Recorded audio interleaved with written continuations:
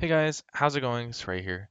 This is a patch rundown for the open beta notes for April 17th, and yes, although this is a beta, you can most likely expect to see these changes in the game implemented pretty much fully. There might be some additional changes, but Blizzard usually doesn't go back on any of these changes. So I'm going to give some insight into what I think these changes mean for the game. So first of all, we have Genji, new hero. So Genji looks interesting. Obviously, it's way too early to say if he's going to be good or bad. But he does have some pretty insane things to just as part of his kit. So, for example, his Swift Strike and Cyber Agility gives him absolutely insane mobility, and actually the best mobility of any hero in the game. Specifically, Swift Strike, the range on this ability is absolutely insane. It's like half the screen. It goes through heroes, it goes through walls, and if you get a kill, it resets as well. Cyber Agility also gives you some additional mobility. And Deflect is like a Medivh Protect, but instead of it having a 5-second cooldown, it's like 16 seconds, and it also reflects damage, so a little bit different. But on a hero that's so mobile and so hard to kill, giving Deflect makes him even harder to kill. Shuriken's his only real damage ability. His auto attacks do damage, obviously, as well, but really he doesn't do that much damage. He's actually quite low damage, and design-wise, I have to give credit to the design team because he really does feel like the Genji from Overwatch, minus the damage, because he really doesn't feel like he has that much damage. It looks like he'll really just set up for the Dragon Blade kills, but we'll have to see. Maybe he's insanely good and he's gonna need nerfs. Maybe he won't. But just to point out, Swift Strike, I feel like that will get a change. The range on it is just absolutely insane. Next big change here is Hanamura, so a new two-lane map, and historically, two-lane maps have been pretty bad for the game. Haunted Mines, Battlefield of Eternity, some would say Braxis, although personally I like the map very much. But pretty much Haunted Mines was the big map that was very poorly received and got several remakes, and still to this day, people don't like the map. So as can be expected, people are a little bit sketched out by another two-lane map. But that being said, Hanamura does things a lot differently. There's very unique mercenary camps. There's basically items, and the objective is similar to Towers of Doom in the sense that each core has 7 health. Towers of Doom, each core has 40 health, and you can't attack the cores directly. You have to go through the objectives. So that's an interesting take. 7 health does seem a little bit low, but of course I haven't really played the map, so I don't know how if that is low and if it'll need to increase or not. But of course, I'm sure Blizzard will change that if it is a problem. So um, initial instincts is that it looks pretty cool. Now, art, we have art collection, user interface, nothing here too interesting. The only thing I really want to point out is attack move target point, which is kind of a new thing that you can enable. So currently it functions disabled, but on this patch you can it's added to the gameplay options menu. And if enabled, when you do a click, a left click, it concentrates on the closest enemy to the where you click on the map instead of the closest spot or the closest enemy to your hero. So this just makes it a little bit different in terms of functionality. People will have their preferences. I don't think one is going to be clearly better than the other, but it's something to look into. I personally will not be using it. Okay, so now we have the actual hero changes. So Cassia got a pretty big overall buff. Slight buffs overall. The biggest change is Valkyrie. So the cooldown is reduced from 90 to 60. That's a huge decrease in cooldown. And I actually think Valkyrie is extremely strong. So very excited to see how this plays in games. Mana costs got shifted around here a bit. Nothing too important. Fen did get buffed. 10 to 8 cooldown is pretty significant. And then we got some talent changes here. Nothing, again, too significant, but overall it adds up. So nice little buff for Cassia. Now these Greymane changes are very interesting and also unexpected. I expected Greymane to, if I saw him in patch notes, to be nerfed, but it actually is an overall buff here.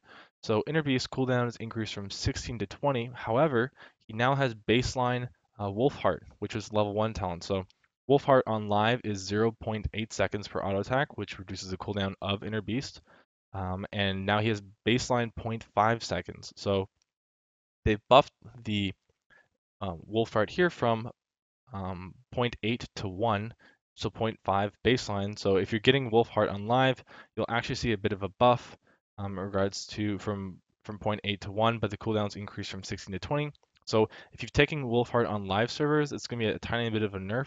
But if you're not taking Wolfheart, which you probably shouldn't be, you should be taking Q build most of the time on Greymane. If you're not taking it, then this is a buff because now you have baseline 0.5 seconds. So you'll definitely see some kind of impact on that. The other thing here is crisp bullet damage increased from 35 to 40, which is a nice change. Not huge, but nice. You'll definitely notice it. And insatiable, more mana, whatever. But so these changes here are good overall. Definitely not a nerf to Greymane though. Nazeebo, however, did get a nerf, so Plague of Toads damage increased, and what they're trying to do is compensate that for the nerfs to Gargantuan. So they've nerfed auto attack damage by 25 baseline, that's quite a lot, and 200, that's kind of big.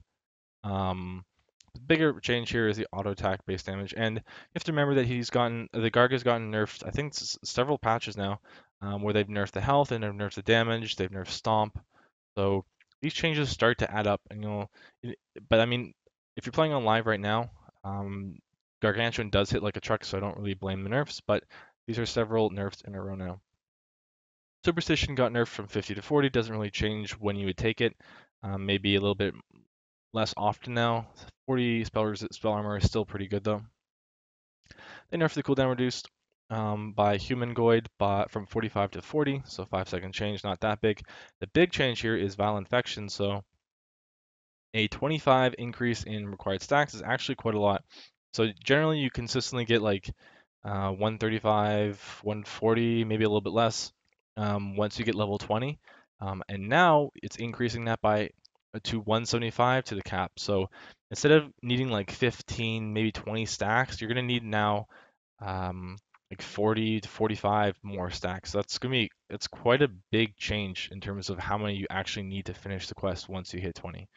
And it basically makes it impossible to get Vile Infection on 2-lane maps as well. So like on Braxis, you're never going to stack that. On Battlefield of Eternity, you'll never stack that. So it makes it so that you'll pretty much have to go Humanoid at level 20. Probius, this doesn't matter. Auriel, these changes are very interesting, and I'm actually surprised. I didn't really think that Auriel needed a buff, but I would say she's on a bit of the weaker side, especially when you don't have a good pairing for Auriel. But if you have a good pairing for Auriel, so like um, Lunara, Gul'dan, Vala, for example, are all very good targets for Auriel because you need a hero that can generate a lot of energy. So basically does a lot of sustained damage.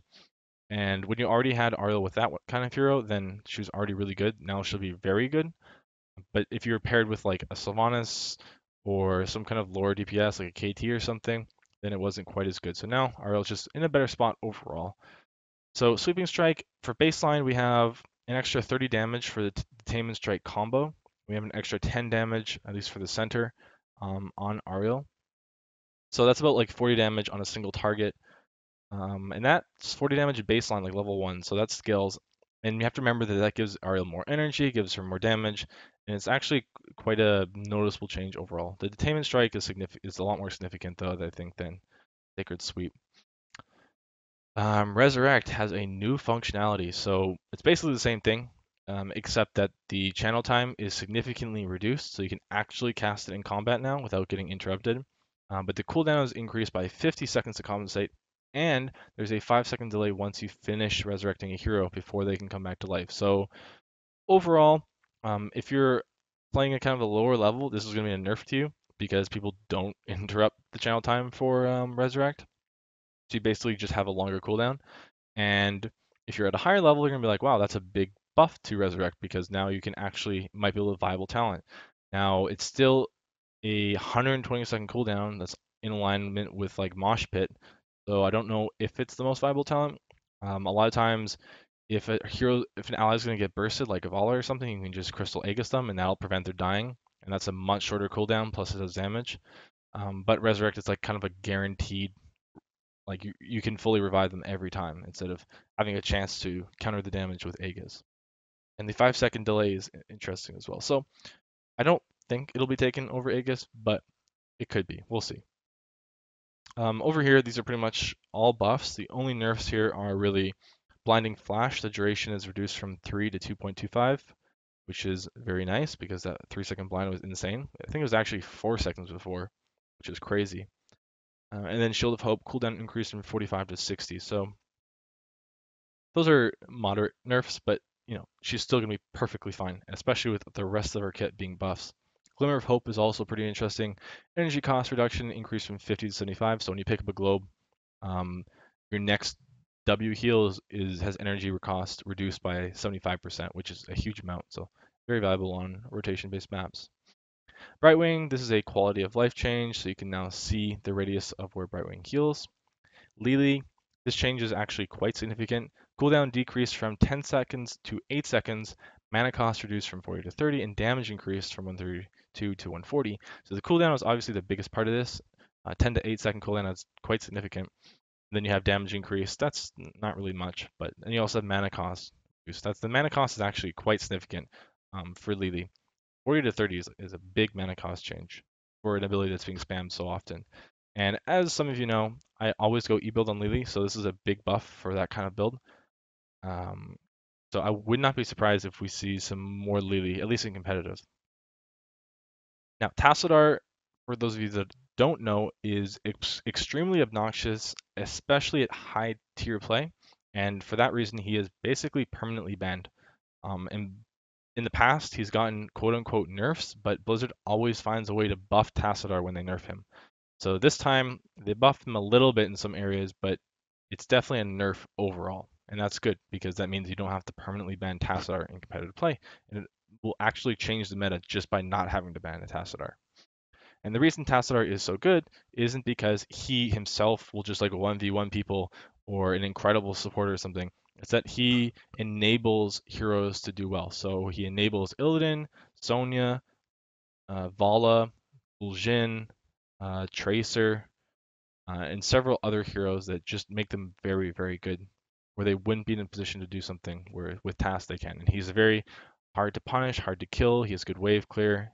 His vision is very obnoxious, so very strong hero overall. The changes we see here are shield duration decreased from 5 to 4.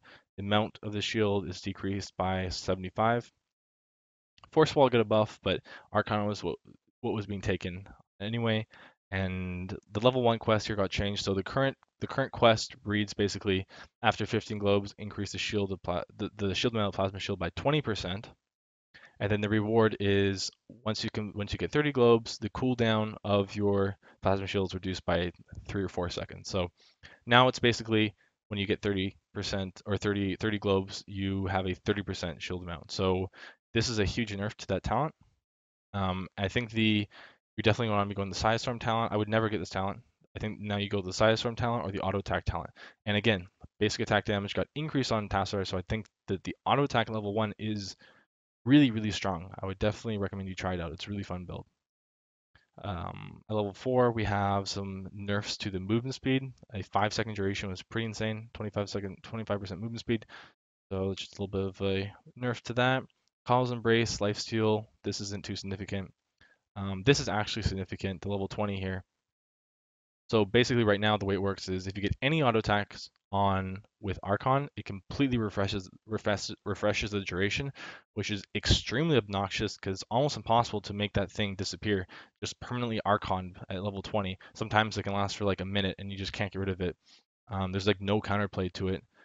So this makes it so that Tassadar doesn't just have to like attack once every 10 seconds or however long the duration is to keep it on permanently. He actually has to consistently attack things to keep it up, which is a lot harder to do. So Archon will actually disappear at level 20. Uther got basically a complete rework. I'm not going to go into too much detail because it's basically he's almost a new hero. But overall, I think it's definitely a buff for Uther. He will probably see play. The interesting changes here are, this doesn't really matter. The max health, I think he has the most max health, maybe except for Rhaegar of any support. Not sure on that though. Holy Light, the interesting thing is it basically works on like a Toronto heal. So you heal an ally and you heal yourself every time you heal an ally. Holy Radiance got nerfed for the healing amount, but Eternal Devotion, so basically anytime you heal anyone with a basic ability, they gain 25 armor for 2 seconds, so that's good. So instead of healing, he does preventative damage, so obviously better against burst. So basically Uther has lower healing numbers, and again, for those of you that don't know, Uther always had some of the lowest healing of any support. Now this means he has even lower healing, but he's more anti-burst damage. So this makes me feel that he'll be very good in double support. If you have like a Lucio or a Melf or some kind of sustained healing paired with an Uther, Uther prevents the burst, and the sustained healer keeps everyone healed up and actually does the most of the healing. I've heard that Uther now does moderate damage as well, so we'll have to see how that goes. Overall here, like level 1 talents, I can't really show on patch notes because they don't do the best of explaining what the talents do because some of them are switched around here. But level 1, basically, they're all like mana-based talents. The interesting talents that I've seen are he has like kind of like a Holy Shock, I think at level 4 maybe, where it reduces the cooldown, reduces the mana cost, and you can cast your Q on enemies and also heal yourself to do damage to them. And level 7, this talent is really interesting. Healing a stunned, rooted, or silenced hero with a basic ability increases the armor bonus of Eternal Devotion. So from 25 to 75. So basically, if an ally gets stunned by E.T.C, you heal them and they have 75% armor for 2 seconds. And that's insane. That's amazing. Like, and you can proc it twice, right? If they get stunned again, you can like you have two abilities. You can heal with your Q or your W. So you can W a hero and then Q them, and they can have up to 4 seconds of 75% damage reduction. Like that's insanely good. So hand of protect, but that does if you take that talent, you can't get cleanse, which is basically hand of protection here. So this basically is cleanse, except it has a 90-second cooldown, and basic X reduce the cooldown by 5 seconds per attack. So overall, it should reduce the cooldown of whatever hand of protection cleanse if you're attacking. But if you aren't attacking, you'll get punished for it. I think there's not really any reason to make this. It's just that Blizzard doesn't want to make generic talents because generic talents are really boring. Like Conjurer's Pursuit on every hero, like Uther on live patch right now, you just get the most generic talent in every tier, and that's what you should be getting. Like Shrink Ray, Plasma Shield, or whatever it's called, Cleanse, things like that. Just really boring. Overall, he seems good. Anub'arak, these changes were interesting. We have a burrow indicator now and a minor damage nerf. A range indicator for Locust Storm as well. Subterranean Shield got nerfed by 20 points, not really that big of a deal. Epicenter got nerfed from 2 to 1.5 per hero hit for cooldown reduction. And that's moderate, but it's not really going to affect Anub'arak. But at the same time, I didn't expect nerfs for Anub'arak either. I didn't think he was that strong that he required nerfs, but I guess Blizzard did. E.T.C. In his current state is pretty damn weak. They really gutted him. They really want to give tanks armor, and I mean I'm not really a fan of it. So they nerfed his health significantly, and they removed his attack speed and gave him 20% armor for 2 seconds when he casts abilities. So they are trying to compensate for that with an 80 health increase. Not really going to matter that much. The health regeneration doesn't matter. This change doesn't really matter, might make it a little bit more viable. The big changes here are the movement speed bonus from 10% to 15% for speed metal makes it actually a viable choice level 4. 50% movement speed is pretty damn good, but the range on Rockstar, the radius for your allies is quite short, so it's going to be hard to actually speed up your whole team. I like to see a talent that increases that radius. And then Pinball Wizard, damage increased from 200 to 300%. So this is where if you stun and then press W, your W does 4 times the amount of damage now instead of 3 times. So, because they've nerfed Echo Pedal in a previous patch. So that's kind of reduces damage overall. So they're trying to compensate for more damage on E.T.C now. Overall, I still think the other tanks are way better than E.T.C is in his current state, which is unfortunate. He did have a long reign though. So hopefully he'll come back at some point. Stitches, he's gotten consistent buffs patch after patch to his health.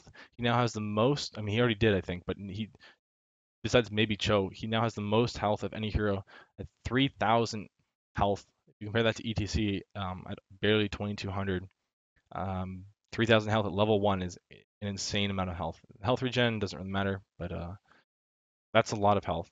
Like, that's seriously tanky as hell. And they don't want to give him any armor, they just want to make him a health, just to have lots of health. Slam has also gotten steady buffs, so 96 to 104 doesn't look like much, but when you get the 50% damage increase at level 1, and you take into account that Slam has gotten buffed like the last couple patches, I think, at least one patch, Slam is starting to hit a lot harder than it used to.